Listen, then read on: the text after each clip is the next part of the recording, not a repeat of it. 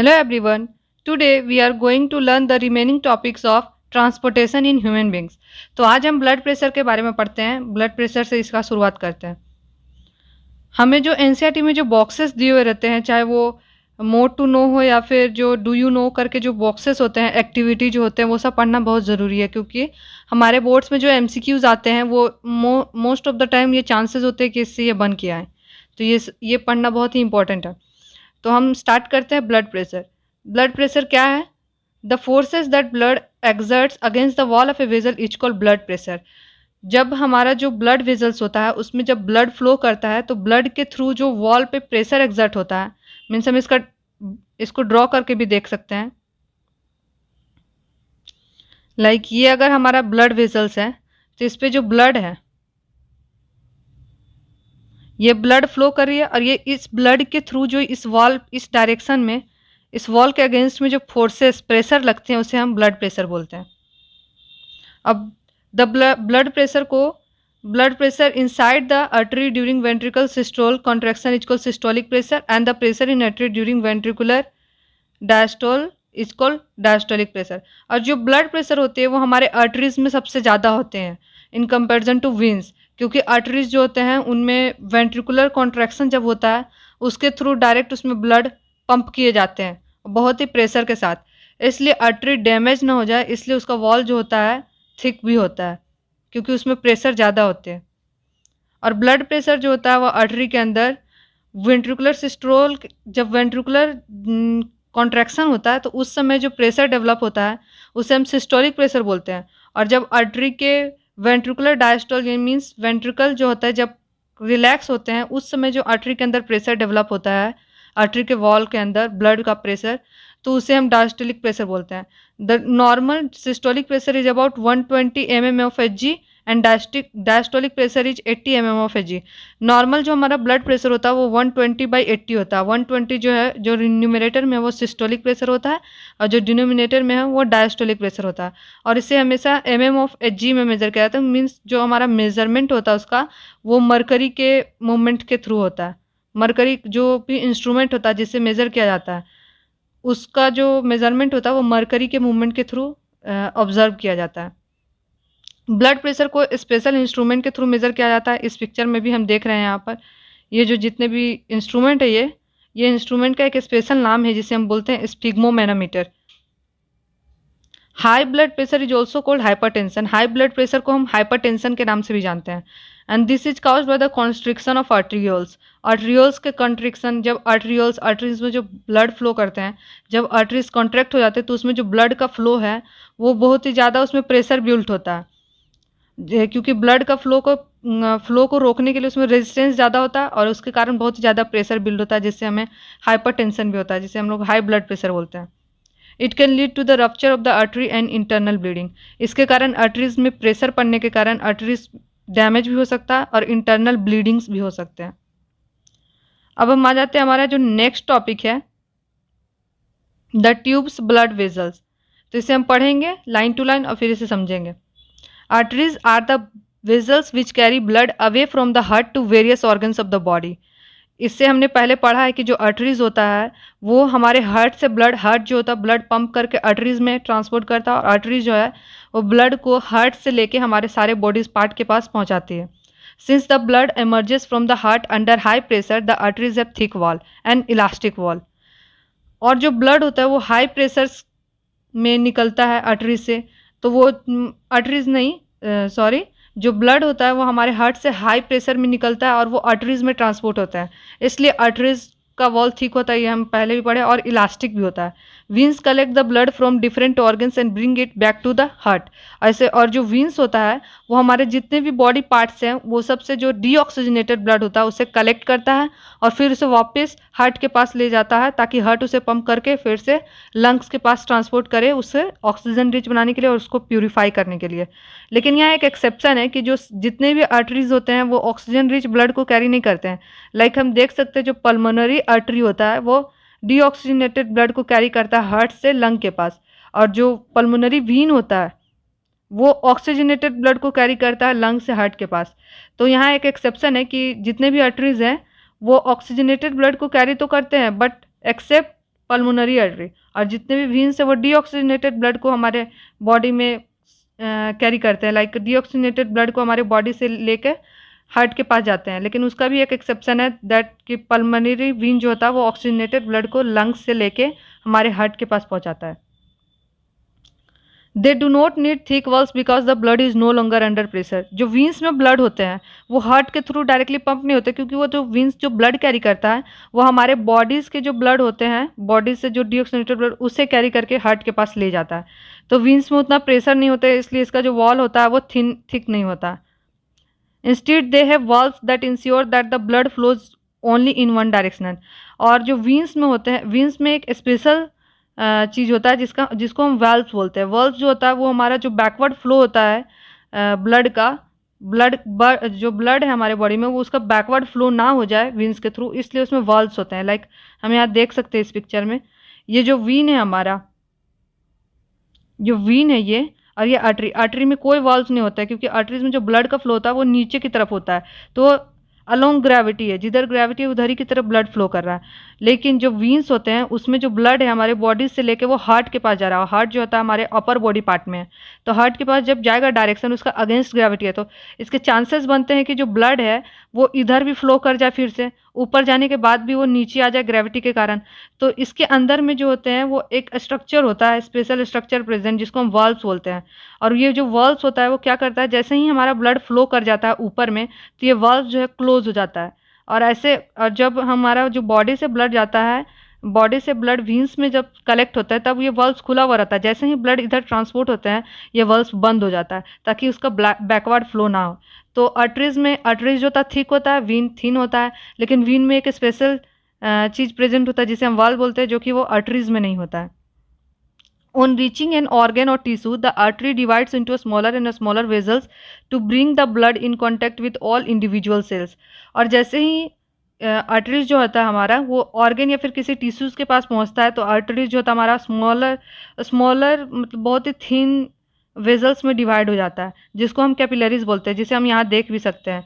ये जो हमारा आर्टरीज है, आर्टरीज यहाँ थिक है, और धीरे धीरे जैसे ही ये ऑर्गन्स पे आया, बहुत सारे बॉडी ऑर्गन्स को ट्रांसमिट करने के लिए ब्लड, ये बहुत ही थिन हेयर लाइक स्ट्रक्चर में फॉर्म हो गया, हेयर लाइक वेजल्स में, जिसे हम कैपिलरीज बोलते हैं।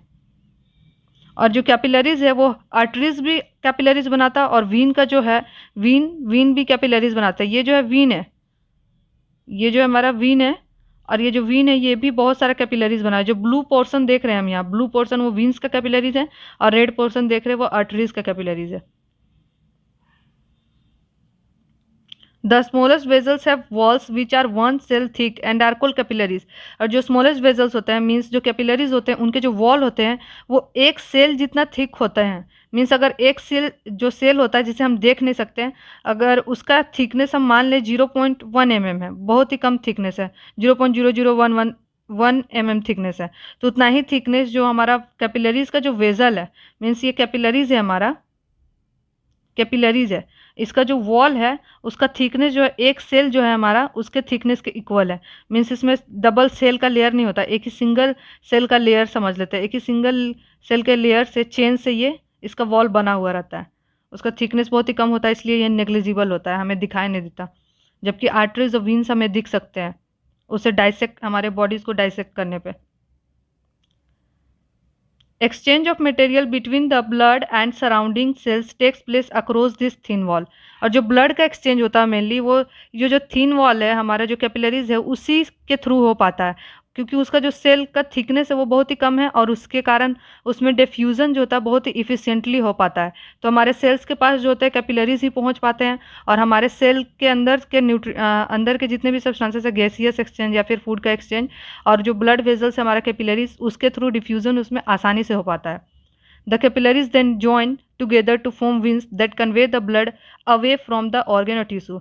और हमने यहाँ देखा कि जैसे ही आर्टरीज कैपिलरीज बनाया है, वैसे ही ये कैपिलरीज फिर से ज्वाइन होने लगते हैं और वीन फॉर्म करते हैं। तो वीन का भी अलग सा कैपिलरी है और आर्टरीज का भी अलग सा कैपिलरीज होता है। अब हमारा जो है वो नेक्स्ट टॉपिक है मेंटेनेंस बाय प्लेटलेट्स। इसे हम पढ़ते हैं और फिर तब इसे समझते हैं।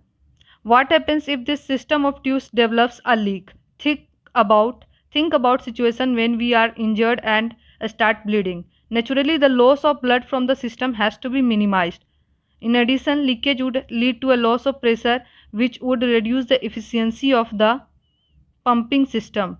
To avoid this, the blood has platelet cells which circulate around the body and plug these leaks by helping to clot the blood at this point of injury. तो मेंटेनेंस बाय प्लेटलेट्स में हमारा ये है कि अगर हमारा जो blood vessels है अगर वो डैमेज हो जाए, वो लीक हो सकते हैं, अगर वो डैमेज होंगे तो उनमें से ब्लड का लीकेज हो सकता है और हमारा ब्लड बहुत सारा ब्लीडिंग हो सकता है और ब्लड प्रेशर जो होता है हमारा वो मेंटेन नहीं रहेगा, वो कम हो जाएगा। तो उसको मेंटेन करने के लिए, उसको ठीक करने के लिए क्या ज़रूरी है? तो उसको ठीक करने के लिए हमारे से बॉडी में एक स्पेशल सेल्स होते हैं जिसे हम प्लेटलेट्स बोलते हैं, जो ब्लड में प्रेजेंट होते हैं। और इनका काम क्या होता है, जब भी हमारे बॉडी में लीकेज होता है या फिर हमारा जो कैपिलरीज जो जब होता है वो डैमेज होता है और उससे जब ब्लड का लीकेज होता है, तो उस समय क्या होता है, वो प्लेटलेट सेल्स जो होते हैं एयर के कॉन्टेक्ट में आके प्लग फॉर्म करते हैं और क्लोट फॉर्म कर लेते हैं, जिसके कारण ब्लड का क्लोटिंग हो जाता है और ब्लड का वहाँ से ब्लीडिंग नहीं हो पाता है। जैसे कि यहाँ लिखा हुआ है, to avoid this the blood has platelet cells which circulate around the body and plug this leak by helping to clot the blood at this point of injury.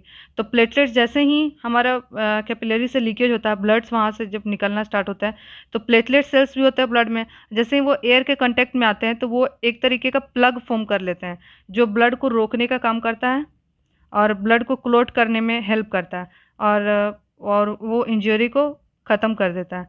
जो हमारा इंजरी है, हमारा जो भी लीकेज हो रहा है उसको भर देता है, तो उससे ब्लड का लॉसेस भी नहीं होता है और ब्लड प्रेशर भी डिक्रीज़ नहीं होता है हमारा। तो ये बहुत ही इंपॉर्टेंट सेल्स है जो ब्लड में प्रेजेंट होते हैं, प्लेटलेट्स। अब हमारा नेक्स्ट टॉपिक है lymph. There is another type of fluid also involve in transportation. Transportation में हमने देखा कि ब्लड होता है इन्वॉल्व। ब्लड के अलावा एक और टिश्यूज है जिसका नाम है lymph. This is called lymph और टिश्यू फ्लूइड। लिम्फ का दूसरा नाम है tissue fluid. Through the pores present in the walls of capillaries, some amount of plasma, proteins and blood cells escape into intercellular spaces in the tissues to form the tissue fluid और lymph. जो हमारे walls होते हैं capillaries में, उसमें बहुत सारे pores होते हैं। लाइक हम यहाँ पिक्चर मैंने बनाया कि यह अगर हमारा कैपिलरी है और इसमें जो ये होल दिख रहा है वो पोर्स है, तो बहुत सारे पोर्स होते हैं कैपिलरीज में। उस पोर्स के थ्रू जो होते हैं बहुत सारे क्या बोलते हैं, सेल्स हो गए और प्लाज्मास हो गए, वो सब निकल जाते हैं उससे। In the walls of the capillaries some amount of plasma, proteins and blood cell escape, निकल जाते हैं। और वो सेल्स के जो इंटरसेलुलर स्पेसेस होते हैं, मीन्स अगर हम यहाँ सेल्स बना है तो सेल्स के बीच में बहुत सारे इंटरसेलुलर स्पेसेस हैं, तो इंटरसेलुलर स्पेसेस में आके वो जमा हो जाते हैं। और जैसे ही ये बहुत ज़्यादा जमा हो जाते हैं टिश्यू फ्लूइड, और वो ये जो होते हैं फ्लूइड जो होता है लिम्फ, वो प्लाज्मा के जैसे होते हैं लेकिन ये कलरलेस होता है। प्लाज्मा जो होता है येलोइस कलर टाइप का होता है, थोड़ा मोड़ा, उसमें थोड़ा मोड़ा येलोइस कलर दिखते हैं, लेकिन ये जो होता है लिम्फ वो पूरे फुल्ली कलरलेस होता है और इसमें कम प्रोटीन होता है as compare to plasma. Lymph drains into lymphatic capillaries from the intercellular spaces. जो लिम्फ होता है वो हमारा इंटरसेलुलर स्पेसेस में प्रेजेंट होता है, जो ब्लड जिसे हम बॉडी फ्लूइड भी कहते हैं, जो हमारा कैपिलरीज के लीकेज के कारण हमारा कैपिलरीज में बहुत सारे क्या बोलते हैं पोर्स होते हैं, जिससे वो एक्सकेप हो जाते हैं बहुत सारे सेल्स और प्लाज्मास, और वो एक जगह जमा रहते हैं इंटरसेलुलर स्पेसेस में। और यही इंटरसेलुलर स्पेसेस एक साथ मिलके एक ड्रेनेज के जैसा काम करता है, एक वेजल्स बना देते हैं, लिम्फेटिक कैपिलरीज जिसे हम बोलते हैं। और ये जो सारा ड्रेन जितने भी लिम्फ के टिश्यूज हैं वो लिम्फेटिक कैपिलरीज में ड्रेन हो जाते हैं, और वे एक जैसे कि ब्लड वेजल्स होते हैं उसमें ब्लड फ्लो करते हैं, उसी तरीके से लिम्फेटिक कैपिलरीज भी आ जाते हैं जिसमें लिम्फ ड्रेन होता है। इंटरसेलुलर स्पेसेस से ही ये लिम्फेटिक कैपिलरीज और लिम्फ्स बनते हैं, इंटरसेलुलर स्पेसेस में जो फ्लूइड प्रेजेंट होता है उससे। which join to form large lymph vessels that finally open into large veins। और जो लार्ज lymph vessels होते हैं वो ज्वाइन हो जाते हैं बहुत सारे lymphatic capillaries और फिर ज्वाइन होकर एक लार्ज veins फॉर्म करते हैं। जिस तरीके से हमने देखा ब्लड के केस में बहुत सारे veins के कैपिलरीज होते हैं और वो कैपिलरीज ज्वाइन होकर veins फॉर्म करते हैं, उसी तरीके से लिम्फ्स के भी कैपिलरीज होते हैं, वो ज्वाइन होकर लार्ज veins फॉर्म करते हैं। Lymph carries digested and absorbed fat from intestine and drains excess fluid from extracellular space back into the blood। lymph जो होता है उसमें डाइजेस्टेड और ऑब्जर्व फैट जो होते हैं इंटेस्टाइन में, जो फैट जो डाइजेस्ट होते हैं और फूड जो डाइजेस्ट होते हैं उसको कैरी किए रहता है और उसको वो ड्रेन कर देता है एक्सेस फ्लूइड को from the extra cellular space back into the blood. जो सेल के स्पेसेस में जो प्रेजेंट होता है फ्लूइड वो जब लिम्फेटिक कैपिलरीज बना लेता है, लिम्फेटिक कैपिलरीज में जब लिम्फ फ्लो करता है, वो लिम्फ जो होता है उसमें बहुत सारे डाइजेस्टेड फूड और फैट जो होते हैं, जो इंटेस्टाइन से डाइजेस्टेड है, वो प्रेजेंट होता है। और वो जो लिम्फ का काम क्या होता है, फिर से वो जितने भी उसमें प्रोटीन्स और जो भी फैट हैं उसको फिर से वो ब्लड में डाल देता है, मीन्स ड्रेन कर देता है।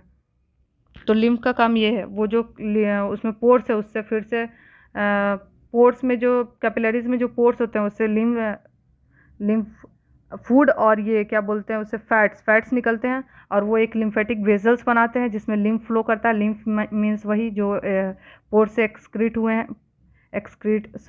पोर से जो एस्केप हुए हैं जितने भी फैट्स और फूड वो होते हैं। और फिर से लिम्फ का काम क्या होता है, उसे वापस ब्लड वेजल्स में डाल देना, ब्लड वेजल्स में उसे ड्रेन कर देना। So thank you. अगर आपको डाउट हो तो आप कमेंट सेक्शन में कमेंट करें।